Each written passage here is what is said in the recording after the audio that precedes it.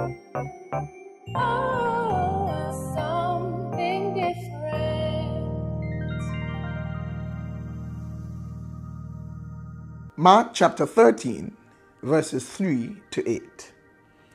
And as he sat on the Mount of Olives opposite the temple, Peter and James and John and Andrew asked him privately, "Tell us, when will these things be?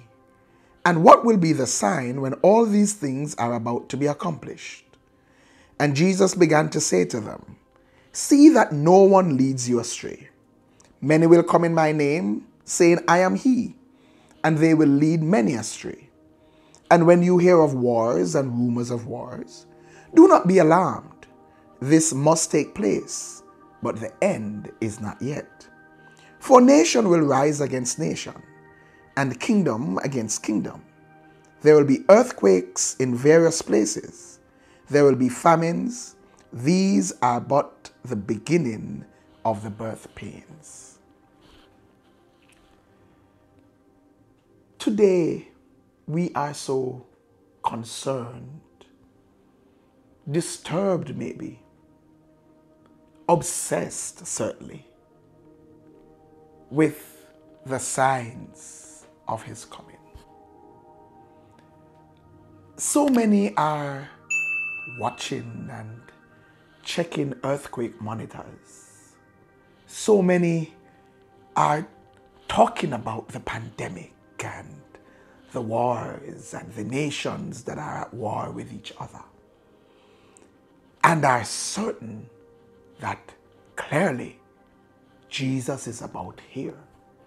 His second coming is nigh, for there are earthquakes in diverse places, and there are wars and rumors of wars, and there are pestilences. And we quote this scripture over and over as we declare the sign of his coming. But when I look at the scripture, I realize that's not what the scripture says. Actually, the scripture says the exact opposite. Earthquakes in many places and wars and rumors of wars are not signs of the imminent return of Jesus. No. It says, when they asked him, when the disciples said, "Lord, tell us, when will these things be? What will be the sign?" He says, first thing I want you to note, do not let anyone lead you astray. Many will come in my name, and they will lead many astray.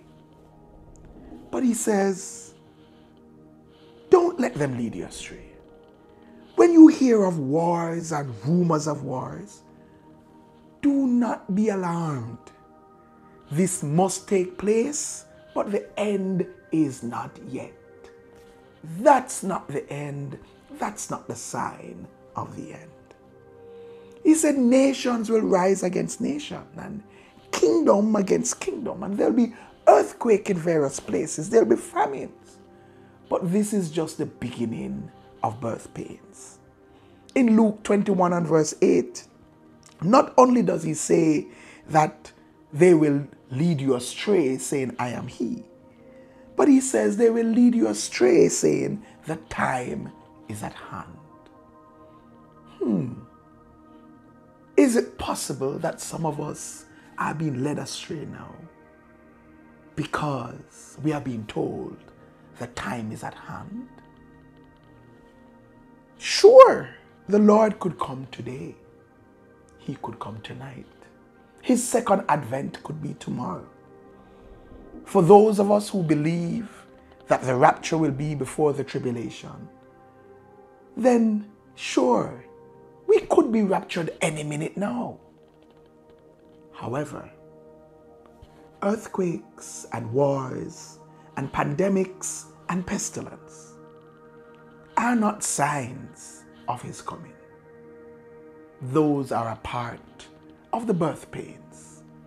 And someone will say, but if there are birth pains, it means that the baby is due. But look in Romans chapter 8 and verse 22. It tells us that the whole creation has been groaning together in the pains of childbirth from the beginning until now.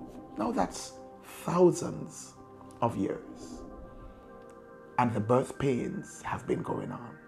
So, let us not get caught up in the idea that I need to check to see how many earthquakes are happening and the pandemic that's happening. Remember this. Those are not the signs of his coming. Let's talk about it. God bless you. Like, share, comment, subscribe. Hit that notification bell. And for more, please visit us on a Sunday morning at 9 a.m. at 10 Union Square, Crossroads, Kingston, Jamaica. If you can't be there in person, join us virtually as we stream live on Facebook. See you soon.